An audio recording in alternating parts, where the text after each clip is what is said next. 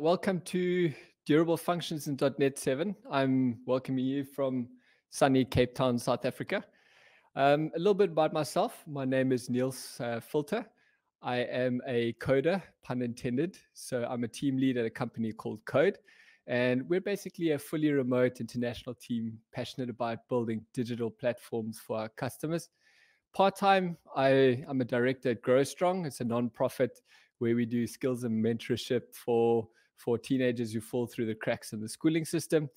Once in a blue moon, I blog as well. And more recently, I started a YouTube channel. So you're welcome to check that out. Filtered Code, pun intended again.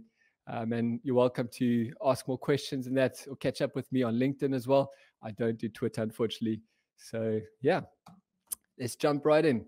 So before we talk about durable functions, it's quite important that we just take a quick look at the history of functions themselves. And it's going to be relevant with .NET 7 now. You'll see why. So initially, there were only in-process functions. So you created a function in process, which means the function host starts up. And once that's started up, you create your function app. And it's essentially a class library that gets compiled and runs within that host. And this is great, I mean, for cold start and those kind of things. And later, there's an isolated mode that was created. And you'll see the reason why that was created as well, or also out of process, where the function host starts up, but then it starts up your function app within its own process. And if we compare these two, and you'll see why in .NET 6, why the history is important now with .NET 7, getting to .NET 7, is that if you wanted to do in process, you couldn't do custom serialization because your function app was basically sitting within the host. So you were dependent on the serialization that was set up in the host. The versioning, custom dependency injection, middleware, you couldn't do any of that. But you could do durable functions. But then on the other side, isolated functions gave you that feature to say, you know what, if I want to swap out my JSON serializer for something else, there's no reason you can't do that, or custom DI provider, do your own middleware. But unfortunately, durable functions weren't available. So you kind of sit with this question: do I want to go isolated and have configurability, but sacrifice durable functions? Finally, in .NET 7, and that's why I'm quite excited about this release, is that firstly, in process is out. .NET 7 does not support in process, so you can only build functions .NET 7 in isolated or out of process. And look at that, it's all green. And it's the first version where we can actually have our custom setup with our own middleware. We run our own process. We can do all of that and still get the leverage the durable functions. And I'm quite excited about that. So we don't have to sacrifice the one or the other.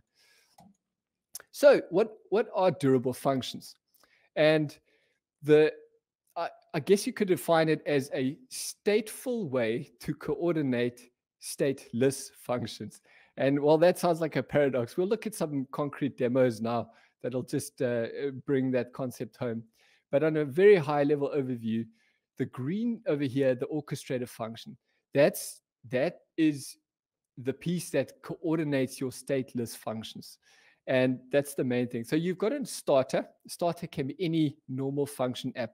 It's a trigger, HTTP trigger, timer trigger, queue trigger, anything that, any normal function that starts the orchestrator function. Once the orchestrator function is started, it has a limited set of things it can do. Those mentioned below: activity functions, entity functions, timers, external events, the HTTP. But activity functions is the most common one, which is basically a function with an input and output.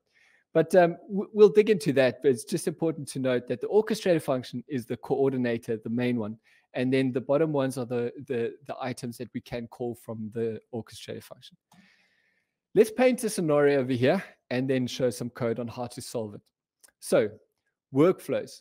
Firstly, I mean, workflows are pretty much everywhere in any industry. So we've got a little example here where we've got a workflow where we want to build a robot. So somebody clicks start, and the first thing we need some tools and we need some parts. So we decide in our workflow, we're not going to wait for the tools before we get the parts. We can do them side by side to save ourselves some time. So we add them to a queue, and then have a function pick up those items from the queue. Right. If we built this well, it would mean that both of these functions don't know about each other, which is good. Stateless is good. But as soon as we're done, we need to know, are both of them done or not? Or is just one done, is the other done? We could add some code in and say, all right, let's check if the other guy is done. No, yes. But that's not a good idea, because then they lose their stateless nature. So we might have a separate process sitting on the side, checking if both of these are done, continue with the workflow. So we continue on, and we queue a make coffee queue and a function that makes our coffee. And then from there, we add it to the next step, which is building the shell of the robot. Then we code the robot, we test the robot. And here we have a little bit of not a problem, because I would say this architecture is fairly solid. There's nothing wrong with this architecture. But what is the challenge, however, is the complexity. And just looking at this, you already see, okay, hang on, all of these are stateless. Somehow we are going to coordinate all of them. And we haven't even mentioned what if something goes wrong. What if we're out of beans? Suddenly we decide, hang on, while coffee is important, it's not critical. We could skip the coffee step and go straight to building the robot shell. And so you can see the challenge here. And durable functions, this is a perfect scenario where that solves this coordination or this orchestration complexity. So I'm going to open up Rider over here. And remember from our diagram, we've got a starter. It's a basic HTTP trigger. That's not so important. And it kicks off an orchestrator function.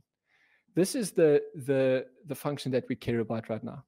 So all of this that we painted over here, the whole coordination, is written in just this method up to there. And all we do is we fetch the parts, tools, we fetch the parts. Over here, we build the robot, program it, test it. There was coffee up here. We've got inputs and outputs and all of that. So this almost feels like, hang on, are we writing this in a single process and just, one after the next, normal procedural .NET code? But we're not. We're actually kicking off activity functions. Remember, those were those blue squares at the bottom, which means we kick off this in its own function. It's its own process distributed. And then when it's done, it goes to the next one, next one, next one. So we can reason with this complex problem in a nice procedural way while still getting the benefits of a distributed system. And that for me is super exciting. So if you're comfortable with serverless and you've worked a little bit, you might be saying, hang on, there's a bit of a red flag here. Is this not an anti-pattern of double billing? Because surely this is orchestrator function is a function. That's correct. And now we're kicking off another function. Surely the one is waiting on the other, so we're getting double billed. And that's not the case. So how Durable Task Framework works, which is the Durable Task Framework is the framework that makes all this so-called magic happen. And it basically has, behind the scenes, it's got queues, it's got blob leases for synchronization, table storage. And we won't have time to go into that. But it kicks off an item, let's say over here, the activity function, and then it exits. Now, the moment it exits, this function carries on, and it might be a while until the robot shell is built.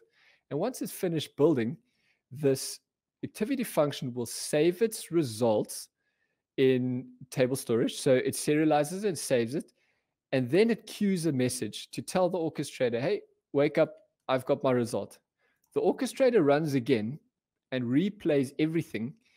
But instead of calling all the functions again, it takes the serialized state from storage and it replays it into these variables and carries on. And that's how we can actually write procedural-like code as if we're in a single process while still not sacrificing our distributed or systems where we can scale out nicely and separate the items. So let's just give it a run before you think I'm talking nonsense here, that it really does work. All All right, so once that's started up, let's give it a sec. There we go. So the trigger, remember the trigger is the starter, which calls the orchestrator function. And over here, you see it's busy running. And we take a look and we see it's fetching the tools, it's fetching the parts, making some coffee, building a shell. There we go, all these steps. And step by step, you'll see that we've got the function that executed, and all of these are separate functions. So they're still distributed. They still have queues backing them. They will make sure that Durable Task Framework will make sure that it always runs at least once. And so our complex coordination is done in just that simple piece of code. And just take a look at this as well. We said over here that these are running in parallel. But if we take a look here, this is normal.NET code. Once you've got a task here, it's a task of the tool's response. We've got a task and we've got these two tasks. We could have awaited them over here. And then we would have waited till the tools have been returned, and then we go for the parts. But normal.NET code, we could just say when all. So kick this one off in parallel. So this entire coordination thing falls away completely. That's gone. What about the exceptions? We said, what if an exception occurs? So let's simulate an exception over here. We say throw new exception. We say out of beans. Okay, big problem here. And if this was procedural in a normal .NET single process, you might say, let's just throw try catch around this. And that would feel natural, right? You have to remember, this have coffee is a separate function that runs in its process on its own somewhere else. Surely you can't throw try catch and catch some distributed exception and catch it over here and carry on, but you can. And it's not black magic. It really does work. And how it works is there's not weird tunneling going on from the one to the other. It really is just this function saves its state of the result. In this case, the result is an exception. So it saves the exception in storage, which is all abstracted from you. So you don't have to manage that. You don't even need to know about that. Although it is good to know about that so you can reason with the code better. But it saves it to storage. And then when the orchestrator function kicks off again, an item gets queued, it comes over here, it sees that there was an exception thrown with its full stack trace. It will deserialize it, throw it again, catch the exception, and move on from there. And now, just to show that this actually works, we can write it once again as if it was normal code in a single process, but still gaining the distributedness of our workflow. So let's give that a sec. Initializing debugger. Let's kick it off. And here we go. So what you'll see is we fetched our tools and our parts. Then we threw an exception out of beans. And we've got a stack trace and everything over here.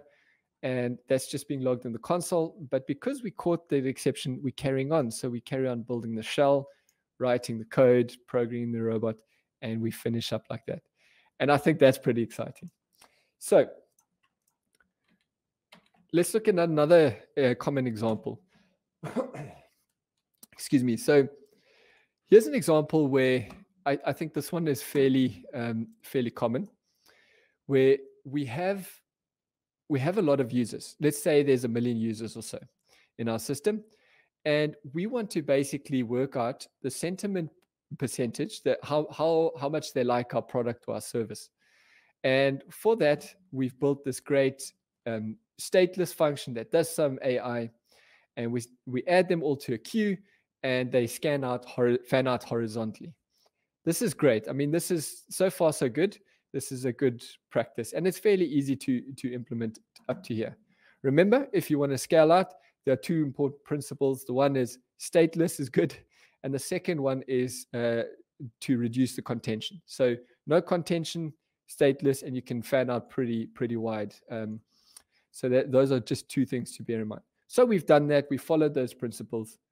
But more often than not, we get told, hang on, once you've worked out the results, we actually need to print out a report. And that's where the things get a little bit uncomfortable, because we've written them stateless. That's great. They all fire off and they can complete at some stage or another. But the problem is, when they complete, how do we print the reports? We can't do the report in one of these functions, right?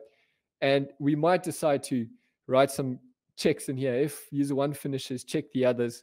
And that's a big no-no again, because we lose the stateless nature. And you can imagine the race conditions you'll run into there. And even if you did distributed locking, suddenly you've got contention again. Remember, reduce contention and keep it stateless, and you can scale. All right, so a common practice is maybe writing it to a central store somewhere, then having a separate process that monitors that store every once in a while. And once all the results are in, it then is responsible for generating a report. Already it got a lot more complex. All we really wanted to do is throw a bunch of users out horizontally and fan them back in when they're done. Add exceptions to it, and you add some more complexity. Now, how do we solve this in code once again? So let's close those ones and take a look at the durable functions. Once again, there's a trigger. I'm not going to show that, just going straight to the orchestrator function. And I almost want to laugh at how simple this is. We have a for loop, and then we have the print report. And it's really as simple as that. So all of this complexity that you might have built, put a for loop there, we loop all the users, and we pass in one user at a time. And in this function, it's a function on its own, accepting a user ID. It's stateless, so it doesn't matter about the others. And it does some heavy calculations, and it returns a result. And if we jump back in here, now we're back in .NET code again. And that's a comfortable space to be, because we're thinking procedurally while gaining the benefits of a distributed system. And that's, once again, the where durable functions is really exciting for me. So we could have awaited this. It's a normal task. But we decided, no, we're not going to do one, wait for the result one. We're going to just add them to a list of tasks. And then when they're all done, normal .NET code, there's nothing fancy over here. When they're all done, we get the results, we throw it at the report. And there we go. Let's see this in action. So I'm going to run with 100 users, and you see my console's gone mad. So we're essentially kicking off 100 functions in parallel. There we go. We generated a report. And once we're done over there, we should have created a report. And I am going to open this just to show off my mad CSS skills. It's to show the report. Look at that styling. There we go. So here's our report printed out. All 100 ran in parallel, completely stateless. And we could quite easily, after the for loop, just coordinate them, write them in, and see our users with their sentiment results. Obviously, I didn't run a million. We probably don't have time for that. But the concept is you can do that. And you can control the concurrency within .NET. You can decide how many tasks you want to run in parallel, or you can run it more synchronously. That could also be an option, where you run one after the next if the order were to matter, but they're still running in a distributed function on their own. And that's pretty cool. All right, so back to another example. So over here, we've looked at things happening in the background. So things in parallel, or things one after the next in a workflow kind of thing. But what about events, external events, things like timers? When we think of timers and serverless, we might think of like a cron schedule, and you have to run and poll, ask those questions. When we think of events, like human interaction, workflows are generally full of those. You get up to a point, someone needs to approve, then you carry on. I want to paint a scenario with both of these and just show how easy it is with durable functions as well. Here we've got an event that we want to send to a friend, event invite, sorry. We send it to them, and they've got 48 hours to tell us, do they want to join us or not? They forget to respond, 48 hours, they get a reminder. Then let's say they say yes. they want to join the event, then woohoo, they're joining us. If they decline the RSVP, we need to then send it off to another friend and see if they are interested in joining us for the event. So just before we look at the code, think about the scenario and how you'd solve it with just function apps or serverless. You'd have external events. So you'd have maybe an HTTP trigger when somebody clicks on yes or no, and that would have to store the state somewhere. Then you'd have to have some triggers running to check, has it timed out, has it not? What happens if, there's a fair bit of coordination that happens and complexity getting added. So if we jump back over here and just show how much simpler it is in durable functions. All right, so we send out an invite. This is our orchestrator function again. We send out the invite. And then we've got a new thing that we haven't seen before. So the invite is a normal activity function, nothing fancy there. It kicks off this function, which will maybe send an email. Let's do that. So we've got manual interaction here. So we invite our friend Paul. We say send. And here we go, send an invite to Paul. And he gets this nice message, yes or no. He gets to click on one of them. Now we need to wait for two things. The first is a timer. Does he respond in 48 hours or not? We could await the timer, which would mean the orchestrator function would get to this. As soon as it awaits, it will exit, and 48 hours, it'll come back and start again. So you could make a function just, sleep for 48 hours. That's not what we want. We want either to wait 48 hours or an external event. All we do here is we wait on an event. It's just a basic string. I just use the constant here. And if one of these happen, normal.NET code again, which is the beauty of it, we say when any, not when all like last time, but when any. If the reminder happens or they RSVP, then we're good to go. If it was the reminder that was triggered, we can now call a sub-orchestrator function. So that's perfectly legal as well. You can even, in this case, we're calling ourselves. So we bump up the reminder count. We come in here again, which will send out a reminder again to Paul and give him another 48 hours. And you could do things to say, okay, reduce the time because, you're running out of time. So, or send out a more stern email, those kind of things on the count. But this example just sends it out again. If Paul does respond, we can either say, yes, he said yes. So we say, yay. Or if not, then we invite a new friend. In this case, we'll invite Lauren and ask, will she join our event? All right, let's see this in action. So we've sent the invite to Paul. I'm not going to wait 48 hours in this demo. I'll spare you that. And he accepts. All right. And woohoo, Paul says we're going. All right. If I sent this again and I decide to decline, then you'll see we sent an invite to Lauren, and now Lauren can accept or decline. And in our case, we might say yes, and they say, woohoo, Lauren says we're going. And you can see the power of this. We basically, we can keep sending it out to all our friends, or, even go to acquaintances or enemies if nobody wants to join us. But ultimately, you can recall the same orchestrator function over and over and over. And just to show, if we were to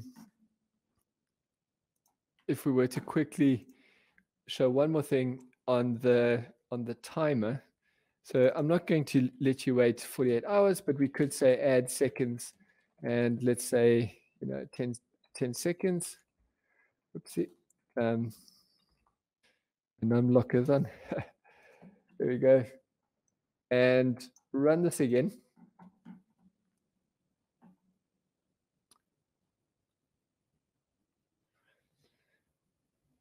And once that's started, here we go.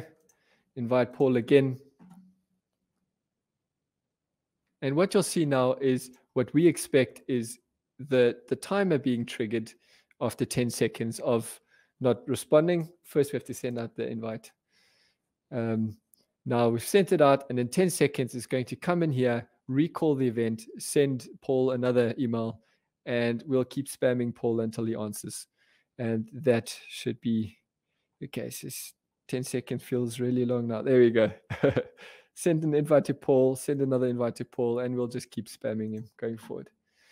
So I think, I hope that shows you some of the value that durable functions provide. And I think the exciting thing for me is usually all your work happens in those stateless functions, and the coordination is the part that you spend so much time with, which you don't need to. And this is really a nice way to abstract some of that and keep it simple. Use try catches, use basic eventing. And I completely forgot to show, apologies about that, how the RSVP event happened.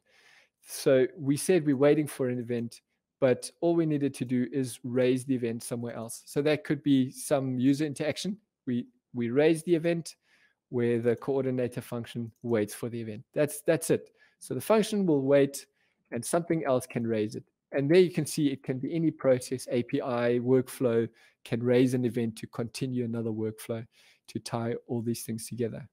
A few notes as well on the durable task framework are that this is using obviously .NET 7, and the documentation for .NET 6 is a little bit different in some of the classes, as well as the .NET 7 durable task framework is not yet ready for production, but it will be shortly. Thank you so much. Oh, thank you, Niels. That was excellent. So good to see some live demos there and see it all functioning. We have time for a couple of, no pun intended there either, functioning functions. We have time for a few questions. So let me have a quick look. I know there were a few. Some love for Ryder there. Yeah, I love Ryder as well. Yeah, I'll be using it in my session later too.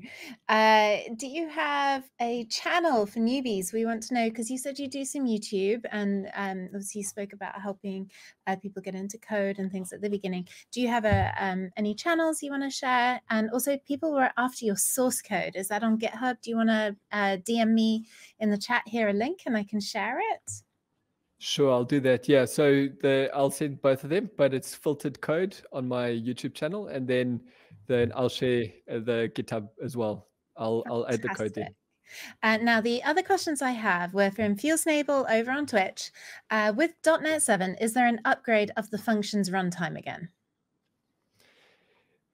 Is there an sorry, could you repeat that? He said, let me just bring this. Oh, wait, oh, no, it's back. With .NET 7, is there an upgrade of the functions runtime again? Because we were on 4, were we not? So do we have a new upgrade? It's still on version 4. Okay. And yeah, so still on version 4. With the in process, I do believe with the LTS version again on 8, it may be available as well. That's something to note, but definitely not on 7. So if you want to use 7, you're going to have to do isolated. That was the next question. Is it isolation or in progress? So you'll have to do it like we did with .NET 5, which was in isolation, wasn't it? So, okay. And I think, well, someone said that you explained it so well. So that was fantastic. And we'll get the links for you. Niels is going to give those to me and I'll drop them into the chat. So a lot of love for that. Niels, thank you so very much and have a wonderful day. I hope you get to go and enjoy some of that sunshine. It's awfully cold where I am in the UK, so I'm a little bit jealous. Thank you so much, Lila. I appreciate it.